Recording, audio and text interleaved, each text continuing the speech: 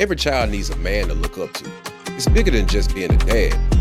It's about being a leader, a mentor, and a man that sets the standard. Today we're talking about why mentorship is crucial for our sons and our daughters. And ladies, this ain't just about men. It's about building a generation that's better than us. This is the Purpose Pursuit Podcast. Let's get into it.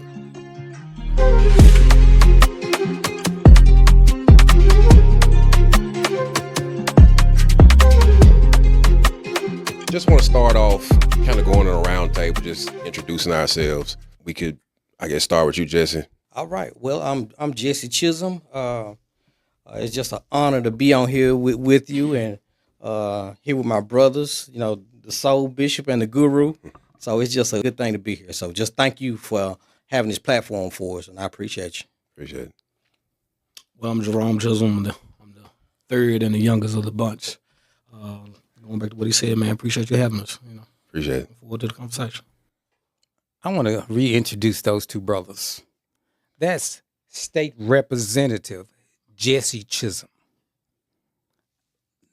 Education, politically strong, historically strong, spiritually strong, family man to the extreme. I have looked up to him my entire life. And the brother beside him is Jerome Chisum, the Bishop of Beale Street. Ooh-wee. If you've never seen a performance, he has the performance for you. World renowned, has sung in Australia and Italy. They don't like to talk about themselves, but I'll talk about them. I look up to you two brothers. And I am the brother of the both of them, Justin Chisum. I am the CEO of BillionsCryptoAcademy.com. Please go there, check it out. I am also the owner and operator of ChisumPuppies.com as well, where you can purchase any type of small breed puppy. And I'm happy to be here. Appreciate it. Yeah. You're almost a co-host. You've been here so many times. Hey, you know what? I want to appreciate the people who watch this to constantly request me to come back. So since you requested me to come back, I came back. I appreciate you. I think it's the third time, right? Yeah, number 3. Hey. It's gonna be some more, I would imagine. Yeah. All right, so we're gonna jump right into it. Just kind of want to get you guys' perspective on, what does a male presence, how does that impact a child in terms of them in their academics, from emotional support, or just the social development? How does male mentorship or just that male presence impact children? Fathers are so important because they prepare us for the world. The three of us, we've had a really strong father that cultivated us, that made sure that we grew into strong men, and not just men who didn't go to prison, but men who could be leaders. He taught us that leaders eat last. Make sure y'all stay together. Take care of your mama. And just, be stand-up guys. Mean what you say what you mean. And, so many people do not have those. So it just reminds us of how blessed we've been to have one. Yeah. I kick it to Justin there. Yeah, kick it to me. The importance of a father in the home. 76, I believe, percent of children, especially 76% of African American children are born in single parent homes. And the percentage of that being a woman is overwhelming. The father brings the balance to the home. All we see is the mama. We need daddy there too. So that father brings calmness, strength. A lot of times mama, even at my house, my wife, when she drives and somebody jump in front, she says, shit. Why did that just go off? Somebody jump in front of me, I'm cool. Yeah. I'm a man. I have testosterone. I'm supposed to be calm. I'm supposed to be cool. I'm a little stronger. My bone density is thicker. I don't supposed to react like a woman.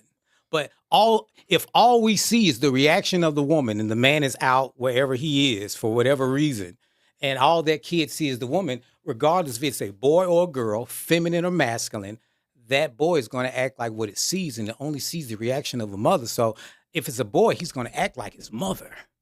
That's a sentence to jail because a man can't act like a woman. There's certain things you can't do as a man that boy is rehearsed to become a man, and that boy is acting like a girl. Even though that boy has muscles and can run a 4.4, it's still he still gets mad too fast. He ain't seen him with his mama. So when somebody jump in front of him, he says, "Shit." He acting like his mama. Yeah. We don't see that father in the house. And why the father's not in the house is a whole deeper conversation, which would take weeks and days and years to actually implement into the African-American community to change.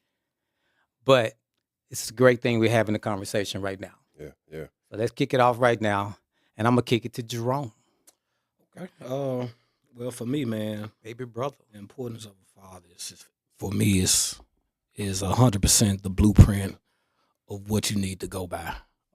Going back to what my brother said, especially young boys, we need that example to see. Like, you can put a million women in front of their face to tell you what you need to do, but you still have to have that teacher right next to you that you can see. You know what I mean? Our father gave us the blueprint on strength, stability, love, things of that nature. So, man, just to have that presence on an everyday basis, we got a first class test, a first class lesson on what it need to be. You know, so to me, that's the most important thing: having a father that was there for one, present, and also teaching what needs to be taught. You know, things how a young man should conduct himself, look a man in his eye, you know, shake a man's hand firmly. These are things that women do know, and they probably do it themselves, but you still need that example to see it. You know what I mean? Just like if I decided to be a carpenter, I could talk to a bartender. They can give me some cues on what I need to do, but you still need that teaching of what you're trying to be. And any young boy, I think that's what you should strive to be as a man, and you have to have a man in your life to be taught that. So yeah, for me, it's the example. Yeah. So just some takeaways from what you guys said. You know, the leader eats last. Without that father or that mentor, the reaction of that boy is more emotional. Yeah. And then for you to say, you know, the blueprint, like all of that resonates. And, you know, I think some of what we're missing is all of what you all said. And it's really just the big example of how you should conduct yourself. And so, you know, I think that's why this topic is so important, because everybody doesn't have that father, right? Right. But there are men still out there, and, you know, how do we get in kids' lives to where, you know, we can be that example? You know, what avenues can we go down to say, hey, you know, these kids or this community doesn't necessarily have it. Let's get this set up to where, you know, we do have men that want to get involved in the community and be that mentor to the youth.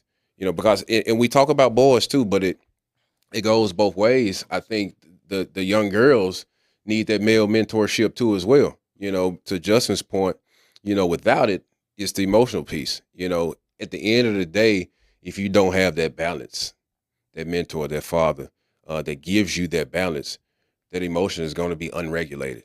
And usually that unregulated emotion comes with bad choices and bad decisions, right? So I think everything that you guys said was like, you know, spot on in terms of, you know, why it's so important. And then just you guys sharing your experiences certainly is something that we need. Yeah. Shout out to William Chisum. Shout out to Bob. Yeah. I was in a parade a couple years ago, and it was a parade of something to do with the school system. And there's a bunch of teachers. You asked the question, how do we change? And men have to get in front of children early. So since there's a 76% chance that children are born in single-parent homes, and that percentage of women being the parent is very, very high. So now when they go to school, are they going to see men there? No, most teachers are women. We still don't see men. So anyway, I went to a parade, and in the parade with nothing but women on the thing with me. I was the trainer. I was the fitness trainer of some of the teachers there. And even the children in the parade did not see any men.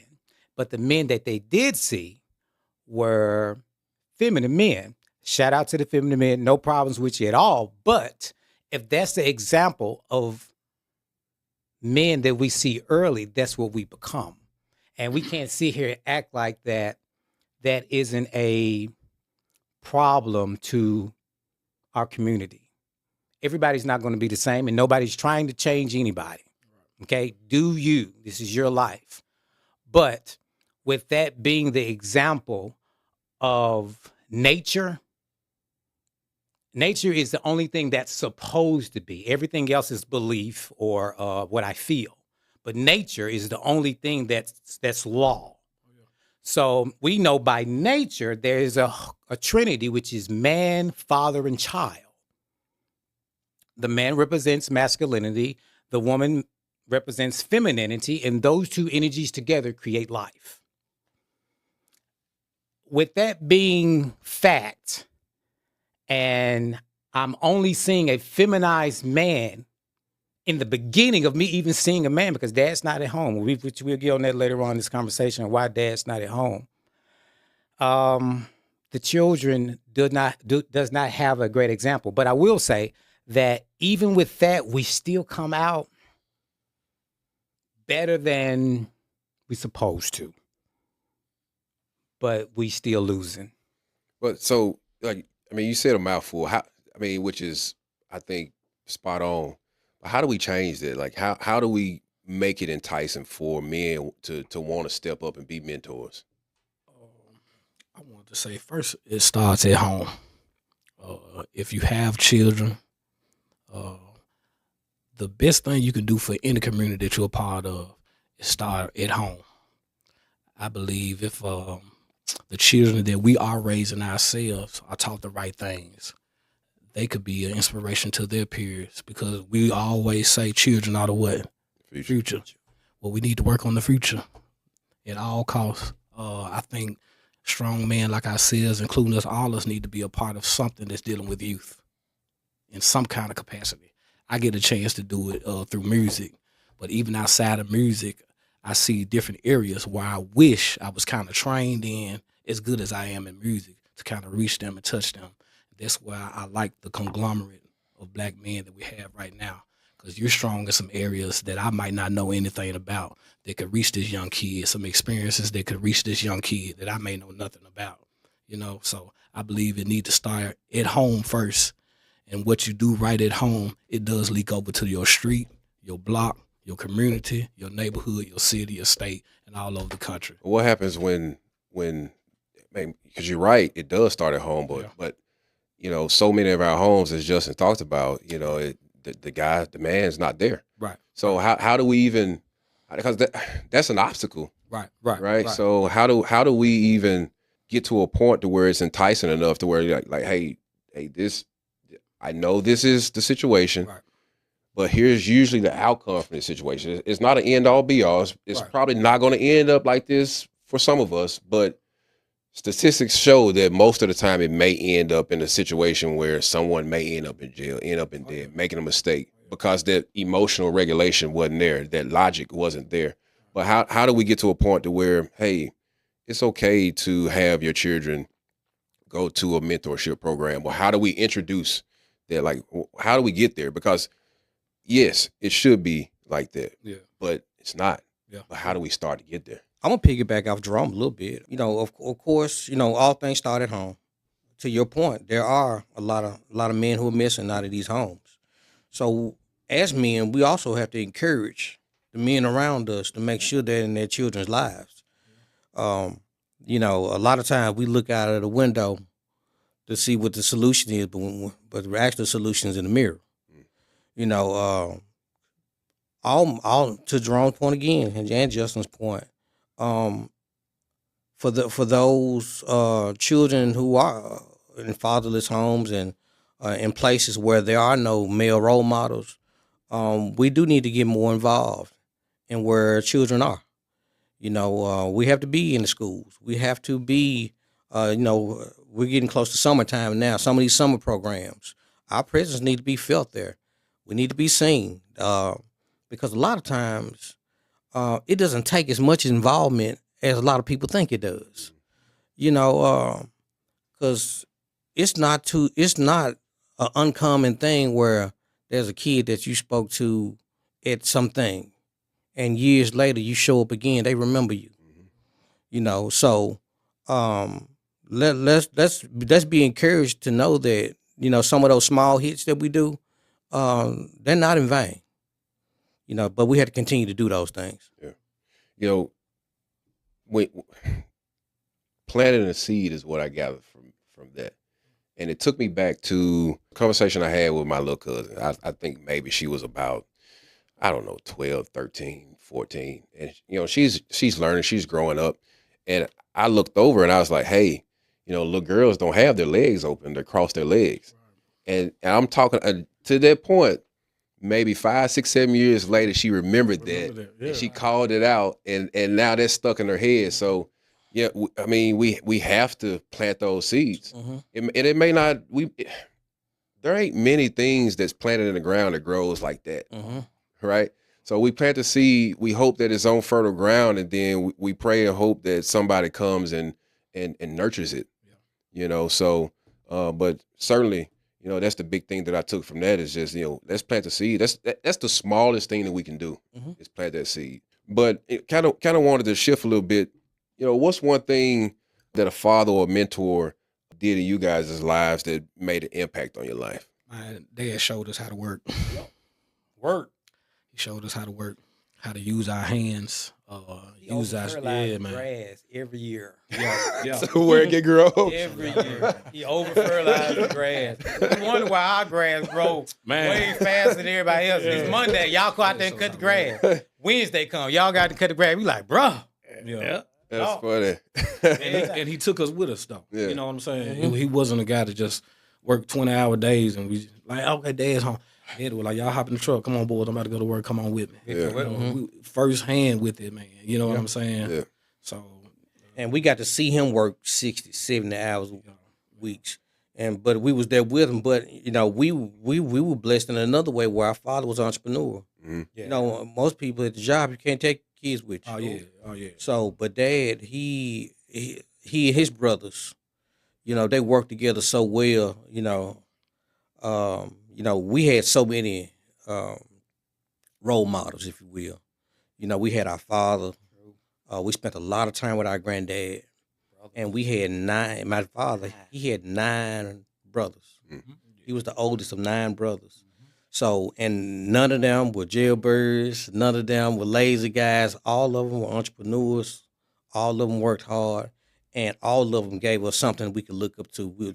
If you ask us for stories, we got, how much time you got? We got so many of them. Yeah. But going back to our father, he made sure that he took time with us. From riding horses to knowing how to break horses to feeding dogs. We built the 3 of us, along with our father, grandfather, and Uncle Charles, we built a barn in our backyard. He showed us a lot of love without saying it, too. How so? How he took care of our mother. Yep. How he took care of his brothers, sisters. Like most family gatherings, everybody stand up to talk good about the patriarch of the family. And, man, before we even got a chance to speak about our own father, we blown away by what my aunts had to say, what my uncles had to say. And we was just like, wow, this was a great man before Jesse, before Justin, before Jerome, And, just to be surrounded by that with our uncles and granddad, we do realize that that's a special thing that most folks don't get a chance to do. So going back to what you're saying, how do we leak that over to the ones that don't have it? Again, I can say, man, just get a hold to some youth, plant those seeds, like you said, those little gems that they could take with them, man, that they can grow off of, we have to be louder with the positivity that we're doing now, louder than what the devil is putting out there. Because he got a big microphone. Right. It's turned all the way up. Right. We have to do the same on what we're doing right here. So, John, you just reminded me of this thought that we had a family. Oh, yeah. So our family was our community. It was a big community because it was 13 brothers and sisters and 17 brothers and sisters on the other side, and everybody had children. Yeah. But since most people don't have parents, that's why it's important for communities to talk. Communities have to talk. Dad had 9 brothers, so we had 9 examples of strong men, even if our father wasn't there. Sure. Mama called me one day. I don't know if y'all know this or not. And she said, Justin, spend more time with Jerome's son. I'm Like, I said, okay, mama, why? Just to see what she say. She said, when you was a kid, she went gangster too. She said, when you was a kid, you had Charles, Tommy, and she called out all daddy brothers' name. She said, Bill didn't do that alone. I said, damn. At all. Mama cold blood. I said, okay, mama, I'll start spending more time. Which drum I'm gonna start in a minute. Mama was gangster. We need a community. So this conversation is needed to bring communities together to talk. Just talk. Have a weekly community event monthly in each neighborhood and have it incentive. We like free shit. So have some free hot dogs. Have something for the kids. But we got to start talking. Yeah. If you from any part of whatever state that you're in, to whatever city, to whatever community you're in, have a association in each and every one of them. Because I guarantee you, if we start talking, we won't be so mad at each other. Oh, y'all remember Daddy used to take us to these old men. They had this gathering. Mr. Like, Powell. Mr. Mr. Powell, Powell house. It It was all older men, Yup. and They have like a cookout. yeah, they have a cookout. It was every September they'll do it, and it was really just for the men to get together. And they invite young men there. Of course, me and my brothers, we'd be some of the few that were young men that actually came. But we learned so much even from those experiences. Like, because, Mr. Pye, he had men around who did certain things. Because, back in the 80s, so, you had the guy who did all the pest control for everybody. Mm-hmm. It was his house. The one who fixed everybody's car, he was there. The carpenter, and all these different, businesses. Something we need the internet for now to find people that do these things now. Right. And everybody was in just one place, just talking about manhood, what it meant to be a father, what it meant to be a husband, what it meant to be a black man in society. Because, the world is different for us than it is other groups. No matter how much we try to run from that, it's different. And being around that kind of gathering, it's even just once a year, it gave even more perspective on what it meant to be in the shoes that I'm in. Being a young guy that's looking to be a man and taking little bit pieces from each one, the things that I found positive. And and now as a grown man, I get to sit at the table with 3 like-minded individuals. 4 now. Yeah, and it's just Like my uncle said, I don't mean to cut y'all, brother, but I know these men tremendously. So to even have them to have someone else that they love to talk with, communicate with, that speaks highly about you, man. Yeah, no, I Yeah, appreciate so, that. Yeah, appreciate that. I look at you like a brother. Yeah. You know what I mean? I appreciate that, man. This is my second time meeting, so Yeah.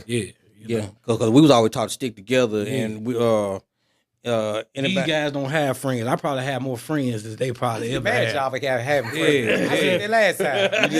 What y'all doing? So, yeah. Who is he? I ain't got no damn friends.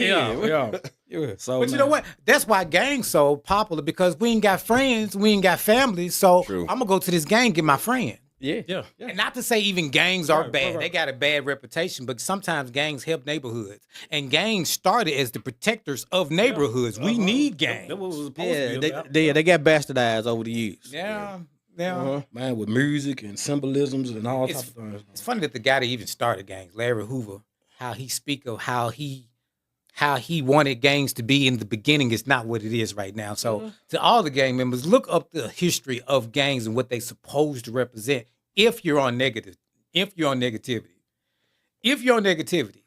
gangs wasn't for that. Gangs was for protecting of communities, And not tearing down. not tearing it down. Yeah. So, you guys are quintessential. I don't know what that word means. What that word It's mean? gonna be on the internet. See, They- it's gonna be I ain't got no degree. Word for the day. I ain't smart as Jerome. What word you just say? Quintessential Okay. example of the byproduct of mentorship and strong men, right? You guys are doing well in your own right, and I think you would contribute a lot of that to the men that came before you, right? So what happened to our communities to where we don't have that type of role models, leadership, fathers? Like what happened? Because you guys had it like those perfect examples. I'm gonna go ahead and say it as a community, it's our fault. You know, people who grew up when we did, we the ones that dropped the ball. Yeah. Because the ones that raised us, they told us all the right stuff. Yeah. We didn't repeat it. Well, thus far, we haven't repeated it. Yeah. You know, now we're getting all our information on how to be men and how to be fathers and how to be leaders from other people. People that ain't neither. Yeah, from people who are neither. From people who are taking something they saw on TV and try to make it a real thing. You know, so unless you see the real thing, you know, it's hard to exemplify it. Right. So, you know, again, you know, it just puts us to a point where at this day and age, we have to teach the things that we were taught. You know, I can speak for me, Justin and Jerome, all of us were taught that when you shake a man's hand, you give him a strong handshake and look him in the eye. Don't look down. Don't look at your feet when you addressing yourself with nobody. Respect everybody. Don't take no mess off nobody. Put your arm right there in the middle of the hand. That way, if you want to squeeze your hand, you can't squeeze your hand. You have control over the handshake. Mm-hmm. That was technical. Yeah, so our generation hasn't passed it along. So there's some torches that we have to pass as well. Because you got men that had fathers who decided they don't want to be fathers. Yeah. And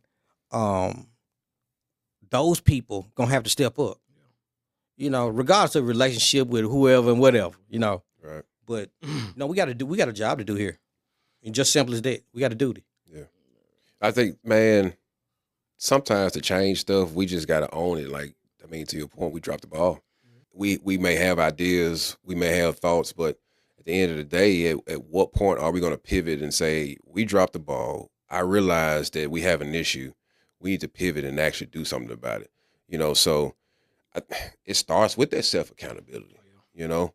And I think that's a great call out.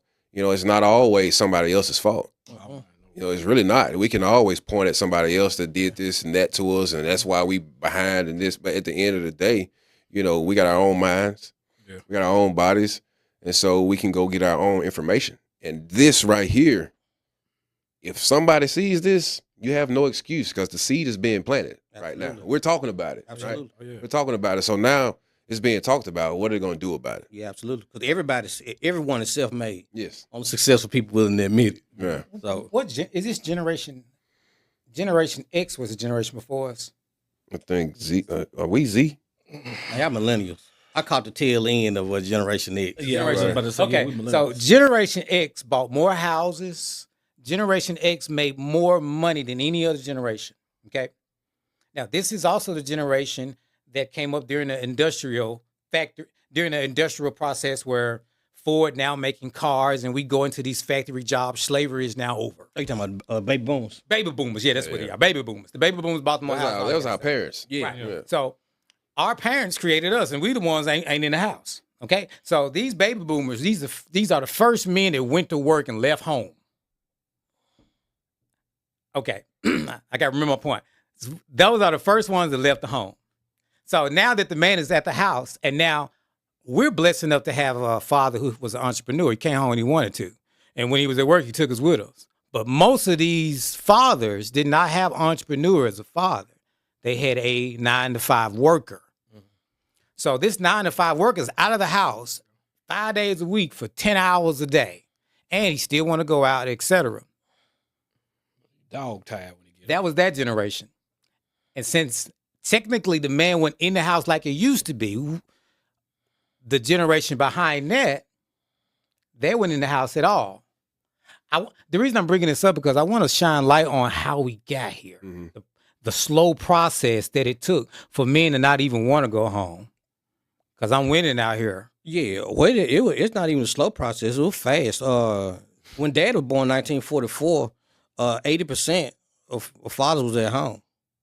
Fast forward, post civil rights movement, you know, and moving up to today, you got what 30? Yeah.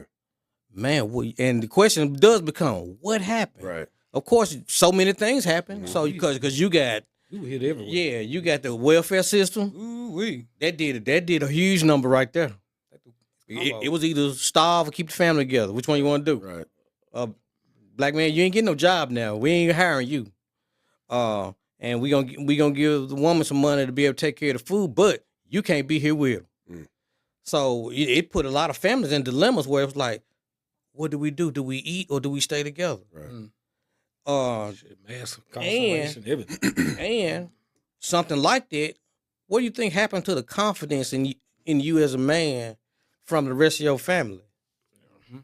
Gone. It goes from, man, I wish you was here, to, man, look, you ain't doing nothing. Going on somewhere. Yeah. You know, so, and that's not the only thing, of course, you know, because even with those things in place, there is still some self-accountability that we have to take. Right. That's real. Right. You know, That's real. because if we fall for the same thing over and over, it ain't the trick. It's you. Right. You know, so anyway. Yeah. No, I mean, The biggest thing to keep families separated is to have amnesia. To not to know the past is not to read the future. So, we have to start with re-educating everybody. We got to re-educate from A to Z, from math to English to science to history to religion to spirituality. No one really knows the origin of anything, and we start our sentences out with "I feel" and "I believe," which means you don't know. Yeah, you don't know. So if we want to make men go back into the home, I'm a finance guy. We got to give them some money. That means we're going to have to teach them about finance. We got to make the woman want to come back to be with this man, because right now the woman is looking at the black man. The black woman is the most educated in the world right now. And she makes more money than you, black man. So why do I even need you? Because I'm fine. I'm saying I'm fine because I didn't grow up with a father anyway, so I don't see the need of you. I don't know. And we talk from how we feel and what we believe. And I believe I'm fine. So I want to give the black man some money. Go to billionscryptoacademy.com. I want to teach you about credit. I want to teach you about cryptocurrency. I want to teach you about banking. If you bring your credit score up, you can apply for that loan and bet on yourself. If you can go to the bank and get $50,000 and say that I want to open up me a food truck, or I'm going to take this $50,000 and I'm going to buy me some rental property. However way, whatever your dreams are. But we don't know how to do it. I wasn't taught how to do it. The first time I was blessed and I bought my first house at 21. Now, when Wells Fargo first sent me my mortgage bill, I put $505. That was the amount of money that it cost. I put $505 cash in an envelope and tried to mail it back. Something that simple. I didn't even know how to pay a mortgage. I didn't know how to open a bank account up. And when you in the 9th grade, you don't know what you want to be, but you know you want to make some money. So why don't the educational system or the school system teach you anything about money in elementary? It's about keeping you in a system to where you're going to be workers. You know. Exactly. So, you know, that's what it's all about. Exactly. If I want to learn anything about finance, I got to get to college first and specialize in that field. Because if I go to college for journalism, I'm still not going to get a course about finances. So if I make all this money with journalism, I'm still going to file bankruptcy in 10 years. I didn't know how to invest my money in places where it makes a return, then save something that loses value. Don't get me started. But I mean, you going down that route, but to your original point was, you know, we got to get the men to where they're educated on how to get, you know, financial capital. Let's get them strong. Right. So, and I mean, it's a good point. If the woman got it herself, she don't need this, and this. She making the money.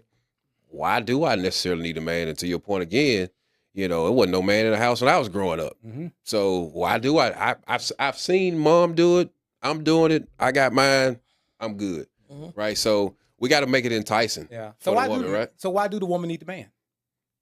Well, I think we all got to realize that we need each other. Yeah, I Yeah. was about to say we need each other. Yeah. Yeah. You know, we don't work without them. We were made to be with each other. Yeah. And Thank and what It's by design. and Yes. they don't work without us. Right. They just don't know that. Yeah.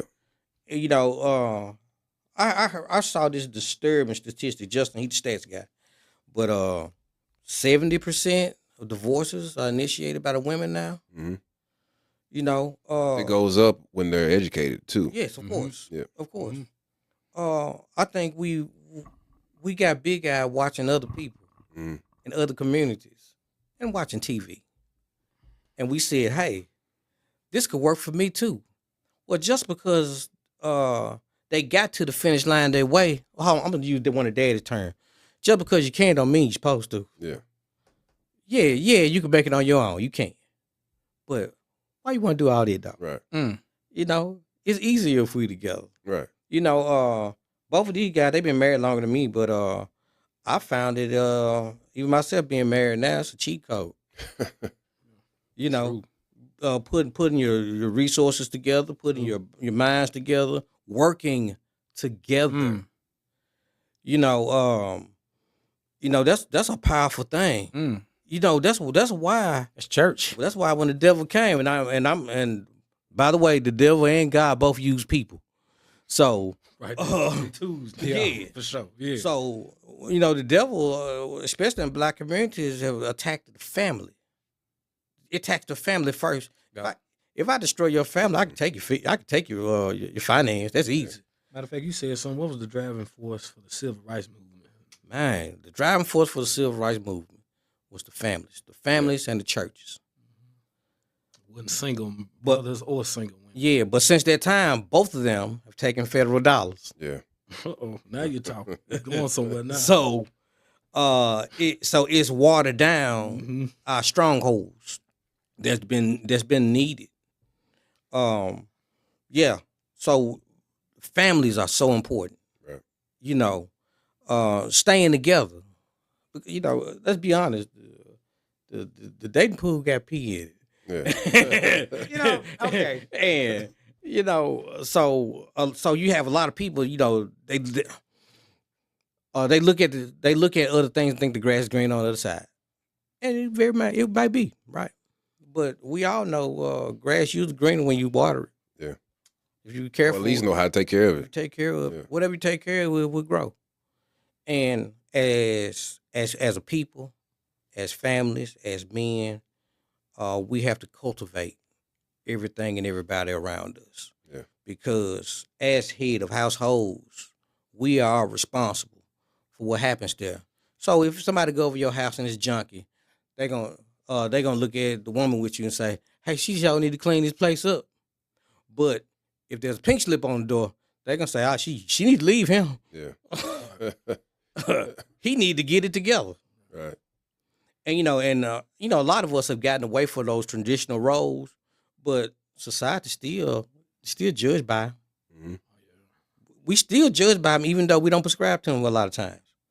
But my original point was about staying together, Stronger together. stronger together. I've heard some where we can get somewhere fast by ourselves, but we get further together. Mhm.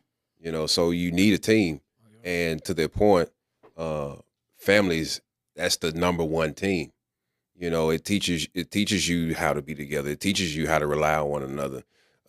It teaches you to go through thick and thin and know who you can count on during tough times.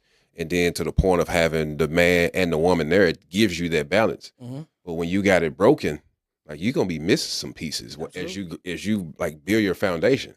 I mean, think about it. A foundation is supposed to be solid, right? And how do we get solid foundations? With a family. Mhm. And so if we're missing pieces, I'm telling you, like you can't, I don't think any person would approve a foundation as it relates to building code if there's chips of it broken off. Right. You know, so it's so important that we had that foundation. And then, you know, you talked a little bit about federal dollars. If that man who is that protector of that family is removed, then, you know, that's the beginning of the end for the family. Absolutely. right? Beginning of the end. So Well, historically, when countries have fallen, many times the men were missing. All throughout history, any country that got taken over, they were sick internally already. So, That's why they went to war. In order to take a strong man, Men the house, you ones gotta take a stormed strong these man. fields. So in order to take over your country, I have to overtake these men who are on the other side of this field with spears, It's war. swords, and whatever. Because men used to always go to war for family. Yeah. And family was attached to land. So I'm finna storm this field knowing I'm most likely gonna die because I have children and I have a woman at home and I have to protect them. Now, I ain't gonna say the N word, but these niggas, they ain't storming no fields. No, absolutely not. We ain't giving our lives for that. But I mean, but you absolutely right. A lot of times, man, people fight, people go to war. Back in the day, it was for family, it was for their woman to protect, and they knew they wasn't probably gonna come back, but they know if they were gonna be dying, it was dying for a good cause, right? You know? But now, what are we fighting for? Don't nobody want us. The man? No, everybody wants you. No, don't nobody. I don't need no man. So why do we need to fight if don't nobody need us? So the point I'm trying to make is that we said it earlier. We need one another. You know, deep down inside, I'm naturally going to protect. Yeah. It's just in me. Mhm. And so if you got that in me, and there are men like that out there as well who has that in them, why would you not want to attach yourself to that? Right. And I'm not necessarily talking about protecting from a fight or something like that. You're protecting the mentality. You're protecting the emotional. You're protecting financially. You're protecting in so many ways. Toxic masculinity. That's what they say. That's what they say. That's what they say. Toxic. But the fact of the matter is when you have that, I mean, like it helps build that foundation. And so I'm saying all this to say, whoever's watching, you know, don't run from this. This is needed, just like we need that softer side. Like it gives us a reason to want to protect. I've been with masculine, soft, right? Masculine woman, I'm like, oh, she got it. Soft, oh, sure, I can't let her do this. I mean, I got to protect this. I can't let her go out here by herself. You know, it just, for a real man, it makes you want to protect, right? And so, It's our nature. yeah, it's in our nature. And so, but our women have to understand, like, you could actually benefit from that. You don't have to be by yourself. We are actually better together. How does mentorship instill confidence and resilience in both genders, both boy and girl? So I'm gonna tell a quick story about when I was a teacher. You know, for in another life, I taught school at Northside High School, Okay. and they were having this honors society program, and there was a kid and then they had this part of the program where all of the kids had to have somebody in their family bring them a rose. They gave roses to everybody's families, and they gave a rose to all of the kids, and all of them were to take the rose to their family. So this particular kid, he was looking around. Everybody was giving these roses to their families. He was looking around, and he was looking around. And I stepped in the middle of the aisle. I said, "Hey, give me my rose," because his family wasn't there. Well, fast forward to 12 years now, this young man is a family man himself. He takes care of his mothers and his sisters. He graduated from college. And I actually went to his college graduation. You know, mentorship was kind of built in with the position of teacher, of course, but the extra that we did with not only that young man, but most of the young men around. Because when I was teaching school, most of the kids, they had my clothes on. You know, Do tie drives. yes. Most of the boys who graduated from Northside High School between 2010 and 2012, Learn how to tie a tie. we taught them how to tie ties, and you know some of the simple things that they didn't know at the time. You know, I got a chance to coach track there, so That was another level of accountability. You push them, and you push them harder than they ever been pushed, but they realize they can go farther than they thought they ever could. And just simple lessons could take male or female a long way. I had young ladies, same school, same program actually. It was a young lady, same thing. Everybody else is giving a rose to their family, and hers wasn't there.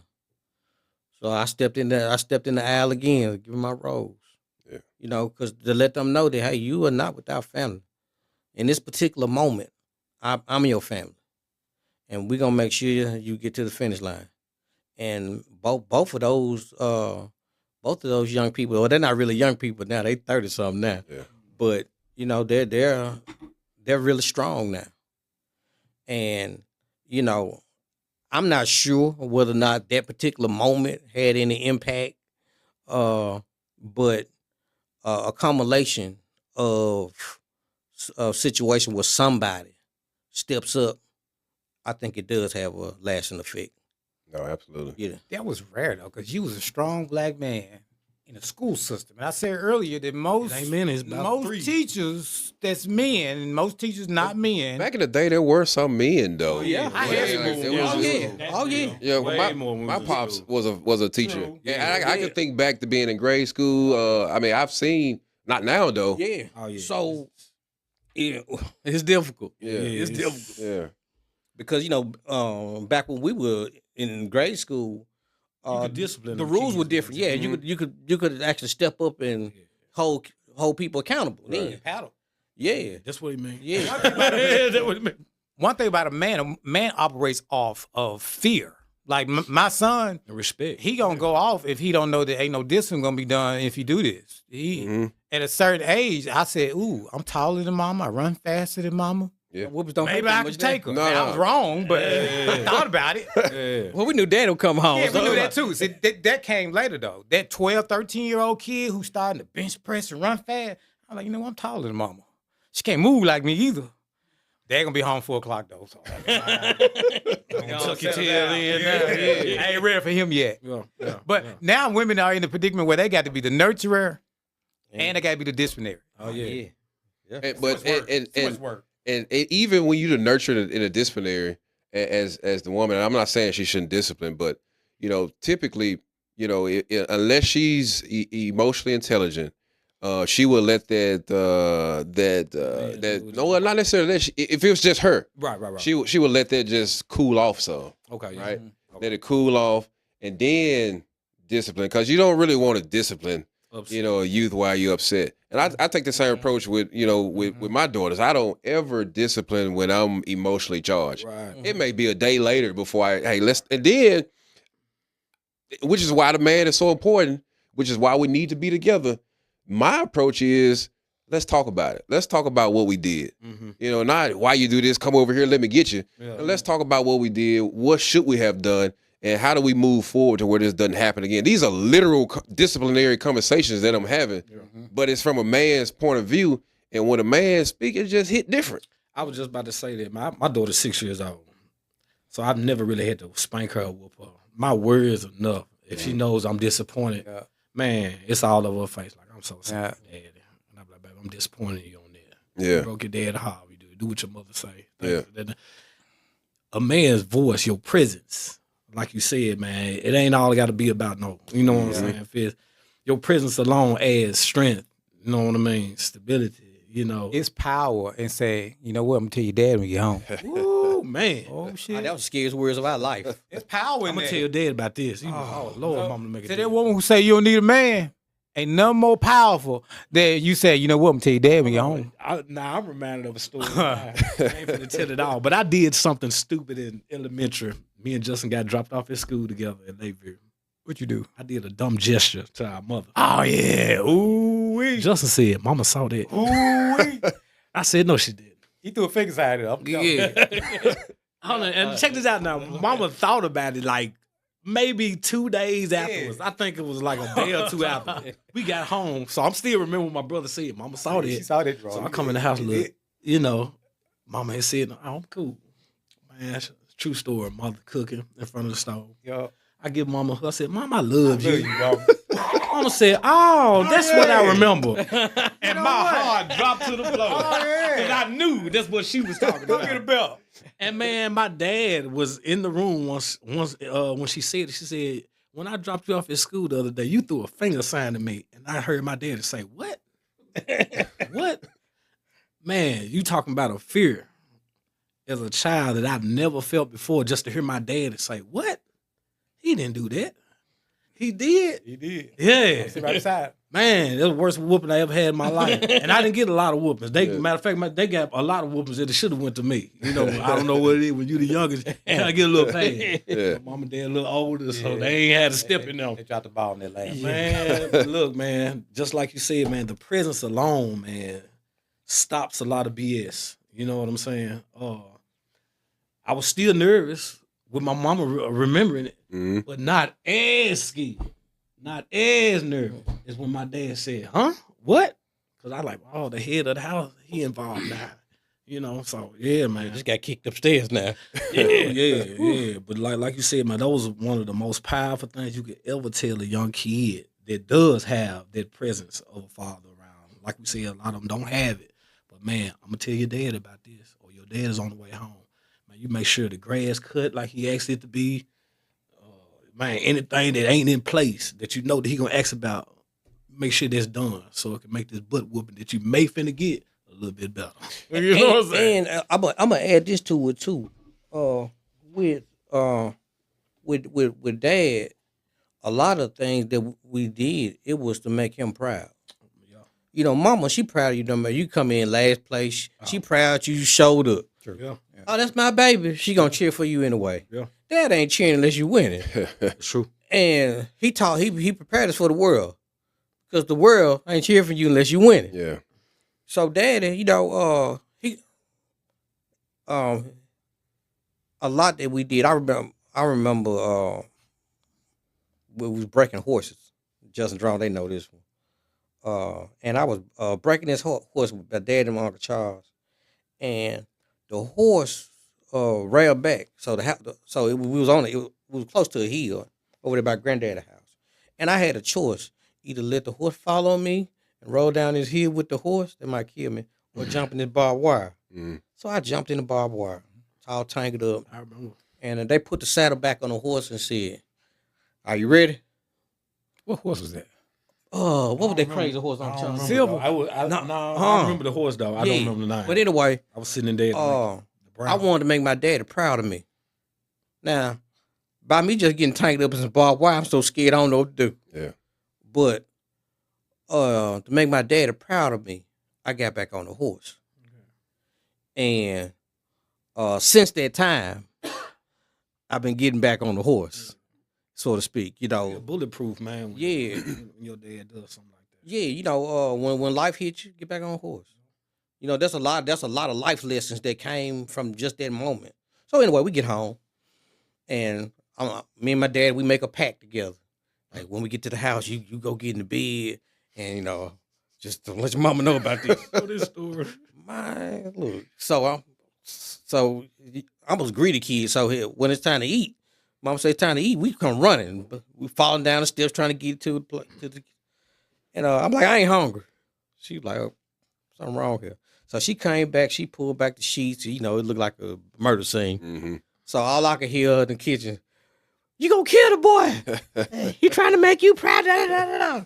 But you know, having moments like that, and Justin and Draw, they both got a similar story too, of us looking in our father's eyes and say, "Hey, I want to be what you want. I want to be the example that you molded me to be," and that kept us from a lot of disciplinary action right there.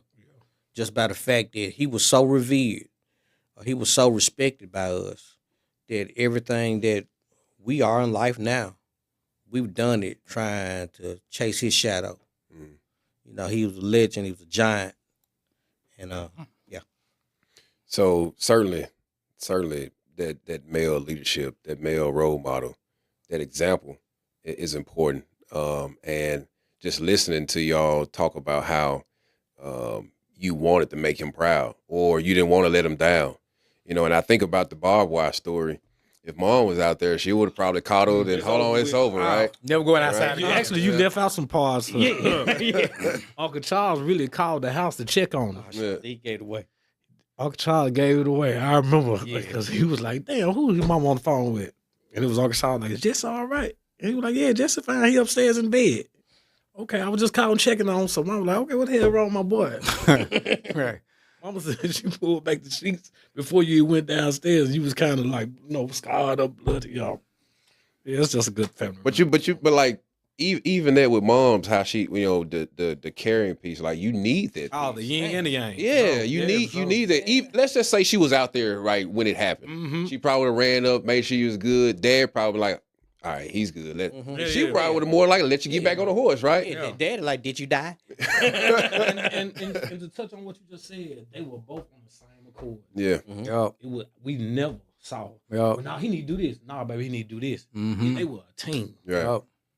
I'm talking about 100% team. I've never. Yup. I can't think of one moment where they disagree about us in front of us. Right. And I'm not gonna act like they Right. didn't. You know what I mean? We kids, we don't know. Yeah, we don't know. Yeah, we don't know. But I've never seen it. Kept it among adults. Never seen Yeah. it. And I say that we never had one moment of one day that we ever had to question whether or not either one of them loved us. Oh yeah, so And I think that's the thing that we've been richly enriched by. You know, a lot of folks wish they had it. That we wish I'd go somewhere sometime.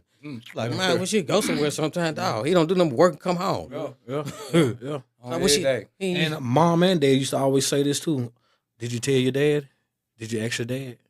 Dad, did you ask your mama? Did you tell your mom? It's like they were a team. Yup. Either way, you know what I mean? It wasn't no, mama, can I go to so-and-so? Yeah, go on ahead. Hold on, ask your dad. He might need you to do something first. You see what I'm saying? It's like, man, check in. It was an order. Yeah, well, for me, You know. go ask your dad. That was code for no. Yeah. Yeah, man. Man, that's too funny. In what ways does mentorship help boys and girls grow with their confidence? Got somebody to lead you. Yeah. I'm into cryptocurrency. Right. I have one of the greatest mentors in the world. I've been a breeder for puppies, 16 years. I have a mentor with anything that I'm passionate about. I have somebody who I can call right now to say that, hey, I got a question. In order to succeed in anything, you need a community because you can't do nothing by yourself. You can't build a business by yourself. You can't raise children by yourself. The Bible says when one or two people come together in my name, 2 or 3. 2 or 3. Okay. The Bible says if 2 or 3 people Yeah. come together in my name, that means even the Bible says you need more than one person. So this whole thing where I don't need nobody and I can do it by myself, it's never been true through the history of mankind. We are falling for, we getting duped. We getting duped. Then boys and girls both need mentorship. How long? We grown men. We need mentorship now. Yeah. You know, this mentorship and learning, that's a lifelong thing. You give you an example. What you Yeah. expect to- Yeah, our young people need us. You know, Martin Luther King had a mentor. yeah. That's his name. How I Yeah. treat my daughter, mentoring her, teaching her, is giving her the example of what a man should be if she goes to try to look for one. Yeah. You know what I'm saying? The things that she's seeing her uncles do, take care of their family, see the things that she see me do. She's seeing it now to know this is what, It's gonna be her expectation. you know what I mean? This is the expectation of what a man needs to be, and this is the man that I want in my own life. So yeah, man, it's just important for the girls as well. Yeah. You know. You got to mentor them early, too. Oh man. Early. Like you just used the example of your daughter. Mm-hmm. Mentorship should start as early as possible. Man. My daughter came in my room yesterday. She said, Dad, so debt, you can make money off debt, DEBT. She spelled it for me. Mm-hmm. I said, oh, okay, debt. I said, yes. Rich people do it all the time. With her asking that question at, how is she, 6, 7? I don't know. 7 now, yeah. 6, 7. Oh, her asking that question at this point, she gonna be so much colder than me when she get grown. She can be debt. I ain't gonna sit here and talk about debt, but we leverage debt to make money because the best investment is you're going to be you. So that even goes to the part about mentorship Yep. for boys and girls. You know, the best investment that we can make in life is the ones that gonna take the baton after we leave here. Right. You know, you know, Future. That's why it's an investment. Yeah. Because you expect it to make a return later. yeah. Yeah. You're not investing for tomorrow. I had somebody to invest in the market that I control, and I think within a month, they gained like $80, and then a month after that, they lost about $30. And he said, "I'm gonna take my money out. I lost $30." I said, "Baby, you've been investing 2 months." 2 months. Yeah. Warren Buffett said, "Don't put money in anything that you're not prepared to hold for 10 years." And this is the best investor in the history of the world said this. 10 years, and you've been in an investment 2 months. Come on, y'all. Yeah. You got to have some patience. Everything's a process. Mm-hmm. Trust the process. Get as educated as you can. Grab some mentors to help you and expedite this education, and we can grow a whole lot You faster. said it earlier. Seeds that you plant, it don't take days. Sometimes it takes weeks, months, years. In mentorships, you know, I had back in, I think it was 2010 or something. I had a executive mentorship back at Centos, and you know, he was, I think, VP or something. And I was privileged enough to have monthly mentorship sessions with him, just for my leadership career. And you know, some of the conversations we've had, you know, during that time was like impactful, because had I not during my career, I wouldn't have known how to pivot, how to handle things. Like, he gave me like real like career gems, and one that stuck with me. And again, this is just coming from a mentor in a professional setting. But what stuck with me was, he said that you should want to work yourself out of a job, and I was like, well, why would I want to do that, right? And so I said, what do you mean? He said, if you always find yourself having to be involved in everything, then you need to change up how you lead your team. And so like that stuck with me. And so moving forward, I always tried to make sure my team was able to do any and everything, whether I was there or not. Mm-hmm. But that came from him though. Mm-hmm. Prior to that mentor, I didn't think like that. Yeah. And so let's take it back to the community. Mm-hmm. You know, mentors in communities give gems. Mm-hmm. You know, mentors in communities opens eyes and doors that may not have been open had they not had those conversations. So, you know, I think, you know, for that little boy, you know, and for that little girl, like that mentor is so impactful for both as they move through their lives. In business, no one buys the person. We buy the system of the person. You got to explain that now, man. We ain't all in finance like you. All right. If I was to go to a bank and say that I am starting a podcast, who's your team? I'm doing this, I'm doing this, and I'm doing this. You're not going to get funded, because the bank knows that if you're coming into this by yourself, my investment in you is not a good investment. You have to be able to tell that bank, I have an awesome sound team. I have an awesome production team. I have an awesome marketing team, and I'm strong as well. We have been doing this amount of time and putting all that information in. Now the bank is going to buy you. But going to anything by yourself is not going to get it. Man, it's the same thing in politics. You know, we based on our team. You know, I have people stop me in places and be like, hey, thank you for this thing you did. And sometimes I don't know what they're talking about. Yeah. Because my team, they work so well together, and they solve problems so well that, you know, people thanking me for it. And I'm like, hey, well, only thing I did was put the team together. Yeah. Mm-hmm. But you know, and they rolling. It's different parts So, of everything. Yeah, so Different parts of everything. and I think as leaders in anything, mentorship is a big part of what we have to do. Yep. You know, if you have staff, you have to mentor them. If you have children, you have to mentor them. You have communities, you have to mentor them. You know, to your point, way earlier in this thing, we have to water and cultivate the garden so it can grow fruit. Keep So- you from being in prison all the time. Yeah. Like you said. Yeah. Yeah. Be in prison. Yeah. Instead, Prison. Keep, Oh, okay. yeah, it keeps you from being in Yeah. prison. Just like he So- said, when you Right. when you got a team that can still run things smoothly without you being there, that's like a goal for a household. That's the goal for a business. That should be the goal for pretty much any aspect of life when you're dealing with people anyway. Yeah. Instead of carrying the water, we build a pipeline. Yeah. Yeah.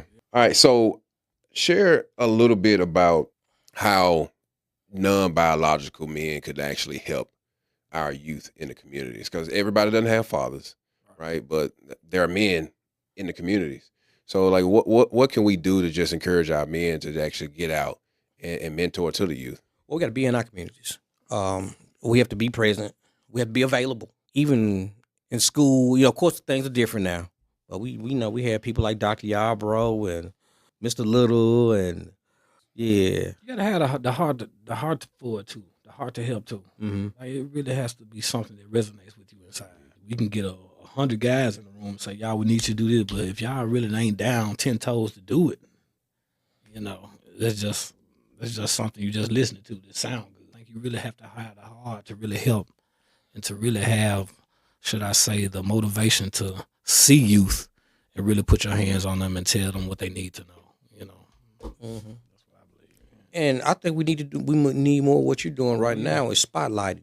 Mm-hmm. Actually, there are black men out here on the front lines who are trailblazing for their communities, who are mentoring, who are doing the work. And man, shouts out to all of them. Yeah. All the men under the sound of our voice right now, the ones who have stepped up to the plate, kudos to you. Because many times you are unsung heroes. No one says, hey, Mr. Whoever, you're doing a good job. We always talk about the ones who are not doing it. And we got so many ones who are doing it. If we celebrate them, maybe more will do it. Because right now, it's a thankless job. Ain't nobody saying, hey, thank you, Mr. Bass, for doing this. Yeah. Thank you, Mr. Chisum, for doing this. Thank you. Ain't nobody telling them thank you. And, a lot of times we think people need a foot in the butt. A lot of times they need a pat on the back. Right. So I think we need to continue to do exactly what you're doing. Man, giving these strong guys pats on the back. Right. These fathers, check this out, y'all. These fathers that go into these homes of these single women and say, hey, I will be that figure to that kid. And let's say he got a girlfriend, wife, or whatever he may have. She ain't having it. Because who is that be? You are all mine. So whether you have children or not, that's why we have to talk. Because yes, if that man do want to say, you know what, I want to invite these children over for dinner, or I want these children to be around. A lot of times that our women fighting each other so hard because there's not many Jesse Chisums and Jerome Chisums out there. Like you just said, a lot of women say there's piss in the dating pool. Okay? Since there's piss in the dating pool, there's not many of you. Everybody gonna have to relax, black woman. He coming back to you. Yeah.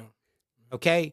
We such in fight with each other. And I keep saying we gotta talk, y'all. We gotta, even the people that get married, there's a 60, I think it's 60, over 60% chance that couple that gets married is not going to make it 5 years, even if they get married.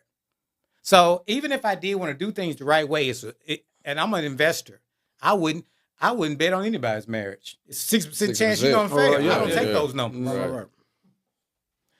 So why are we divorcing? Finance and infidelity. Those are the main two reasons why we are divorcing with each other. And both of those come from an educational aspect and a mentality aspect. And I'm gonna say this. That's something I heard before.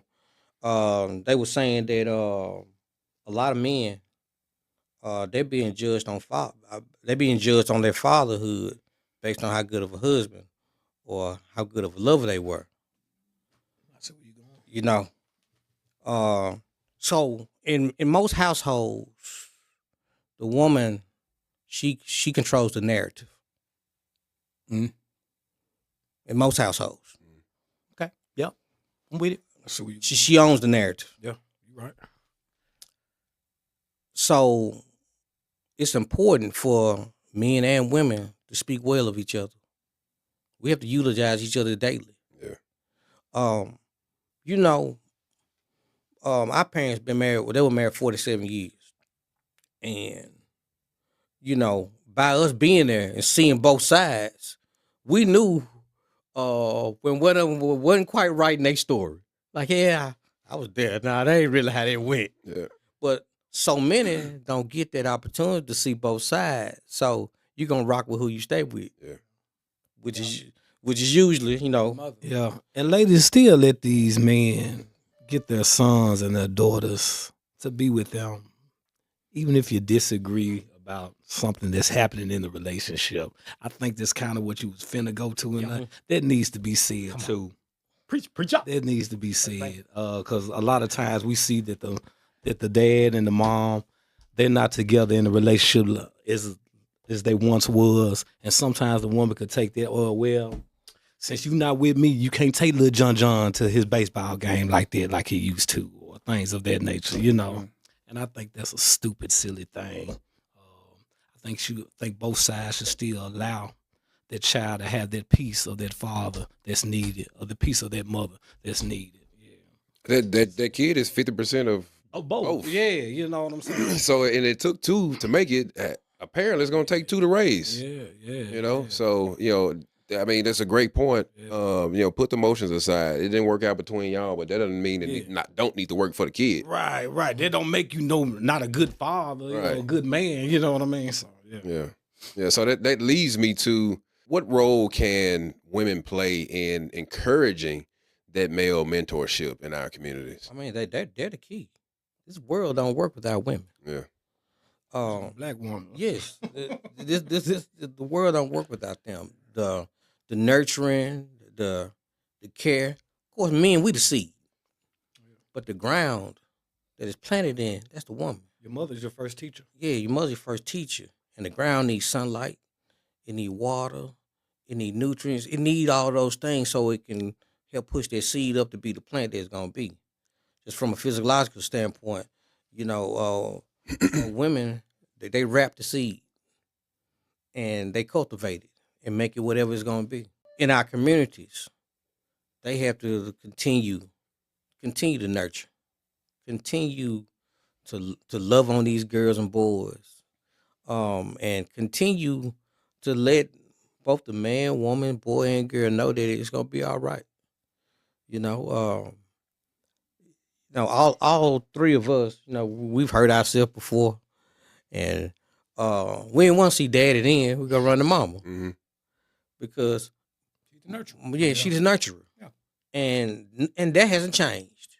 I don't care what entertainment and things try to present. That role, I believe, will forever be the same. Because a woman who can speak life into a man, she gives life to that man. Our mother told us you can do anything. Remember, there's nothing that's going to happen to you that you and God can't handle together. Repeat this before you go to school today. I know I'm somebody because God don't make no junk. If it wasn't for that, if it wasn't for that balance, things would be different. So women hold a very important role. We were encouraged by our mother. Yeah, but I believe both roles are equally as important. Yeah. And I think that's the point of this whole thing today. Right. They are important. It's equally important. We need both. Right. You do. Yeah. As far as encouraging them, our mother was at home because our dad was an entrepreneur. And mom had a job, but not really. She was at home. She didn't have to work 9 to 5 and try to get that overtime to pay the light bill. So we had an advantage because we had somebody. We got sick at 12 o'clock in the daytime. Mom was like, "All right, I'll be there in a minute." Instead of can I take an early break? That encouraging that kid, and from my perspective, kids gravitate to what they enjoy, what they see, what they like. So groom yourself, take care of yourself. Be somebody that a kid will want to look up to. That kid sees Rick Ross and all these rappers and entertainers and all these people. They live all this lavish life and they got some money. All this stuff wrapped around money. Yeah. Even the women are wrapped around money because a lot of men in survival. So that's why we look at men as tricks. I don't need you to be a father. I need you to help me pay this light bill. Okay? So I want to make a example for that kid to say that, hey, I'm just as financially powerful as that rapper that you look at. And let me teach you how, because there's only a 1 or 2% chance that you're going to be an NBA star or a rapper. And all our boys want to be either a rapper, because I got this new CD. They want to be a rapper, or I want to be an athlete. The odds are you're not going to make it as a rapper or an athlete. We need scientists. We need teachers. We need financial advisors. We need all the things that they don't teach us. So what I want to do is go into these schools, black, white, or whatever race you may be, whatever color, religion, whatever you may be, and I want to teach you about money, because you can't do nothing without it, unfortunately, unless we go back to nature and I'll trade you these pineapples for your green. Well, even for those individuals that don't have a lot of money or a lot of financial information to share with people, because that's really who we talking to about getting out there and stepping up to the plate. They need to know that it's already. If you don't have a lot right now, that's okay. You can get it. You can get it. You can get it. But in the meantime, you can make a mark in somebody's life. Absolutely. The greatest things in life, of course. Yeah, well, it's very important. You know, the Bible talks about money more so than most subjects. Really? Yes, it's a teaching manual. But for those that don't have it, because everybody who made an impact on us didn't have a lot of money. True that. And, so people need to have the confidence to know that, it don't take what you see on TV to make a difference. And it come as you are. Because somebody's gonna be part of your audience, no matter what you're doing or what you're saying. Somebody gonna love it. Yeah. So whatever you are, some young person gonna gravitate to it. But we just all need to be available to be gravitated to. Yeah. So we talked a little bit about, women encouraging the men, but how can women create these spaces for that positive male mentorship? For me, you can start bringing more strong men in that sector, in that circle, in their spaces of teaching, in their spaces of training. Having that presence there, having that person there, inviting them in to whatever mode that they have, So you're actively seeking men to be around for our young people. Because most spaces now they're dominated by women. Especially in a teaching or educational standpoint. So we got to reach out to the ones who are not in that space. Yeah, they control most of the spaces. You just said it, even in schools. If you go to a school, 90% of your teachers are gonna be women. Gonna be women teachers, and but women have always been our teachers. Yeah, they've always been our teachers. But also, you still need that balance. So I think it's going to be important for those that are in spaces that are manless. We need to find men who are willing to be there. Yeah. For one example, it was pretty good. I mean, to cut it off.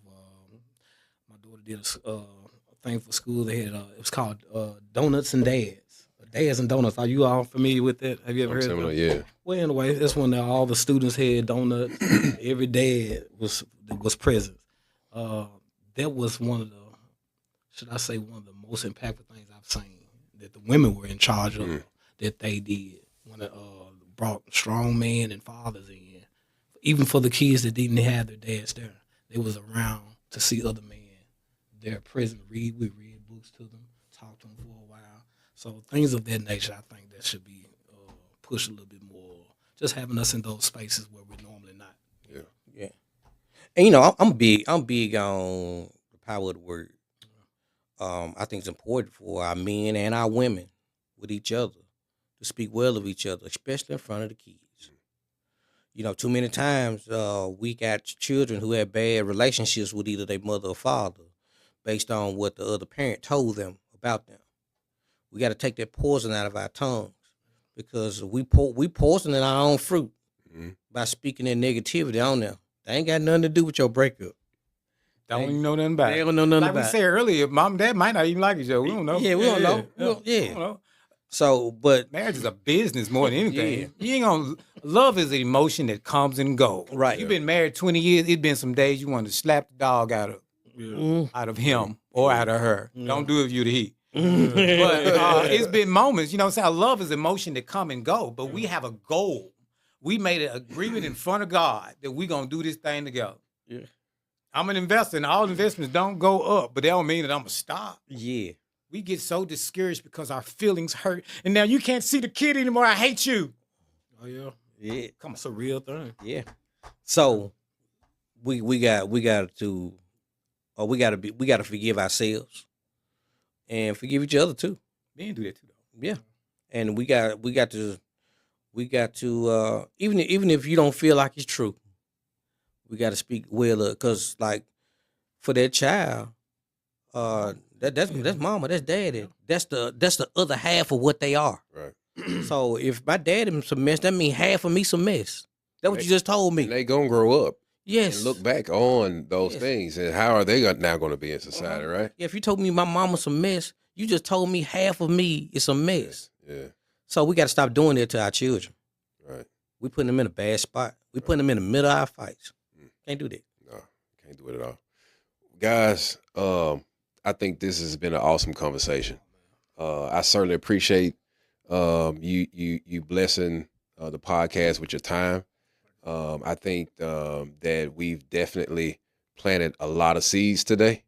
And my hope is that, that seed can be nurtured and it grow and get to where we want it to be, to where someone is productive. And they can turn around and do the same thing. I mean, plant a seed, they grow, and then they drop a seed. Mm-hmm. So that's usually how fruit and vegetables, like they grow up with seeds, right? So like this is so important.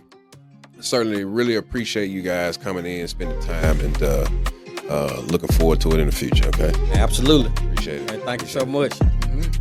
Appreciate you. Georgie. Yeah, man. Strong mentors build strong kids. If you ever had a father figure who changed your life, this episode was for you.